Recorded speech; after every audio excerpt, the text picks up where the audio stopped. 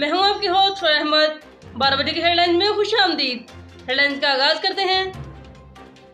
Supreme court ने वकला की दरख्वास्त को मुस्तरद कर दिया और कहा गया गैर कानूनी सारी तामीरात को गिरा दिया जाए और चैम्बर को भी गिरा दिया जाए। फुटबॉल ग्राउंड को खाली करने की मंजूरी भी दे दी गई। सेंट इंतखाबात के लिए तैयारियां मुकम्मल कर ली गई।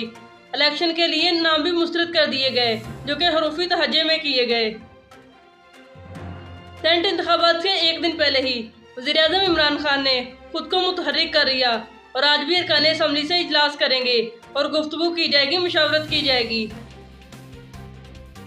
नून लीग के उम्मीदवार शाहिद खान का दावा है, कहा कि यूसुफ रजा गिलानी कामयाब होंगे और सेंट्रल इलेक्शन को भी जीतेंगे, लेकिन सुप्रीम कोर्ट ने शफाफ इलेक्शन का कह दिया है। पहले हम सबसे ये पता लगाएंगे ये एक राय है या सुप्रीम कोर्ट का हुक्म है। मुल्क भर में 24 घंटों के अंदर 42 अफराद इंतकाल कर गए। कोरोना की मजमूई शरह कम होने लगी। मुस्बत केसेस की शरह 2.1 तक हो गई।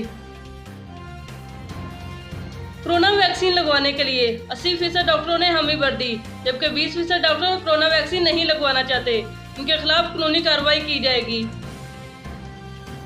सबसे ज्यादा शिकायत ना कोरोना वैक्सीन मिलने की खैबर पख्तूनख्वा में से आई हैं और बाकी शहरों में से भी डॉक्टर ने बहुत ज्यादा शिकायत की है कि उन्हें कोरोना वैक्सीन नहीं मिल रही।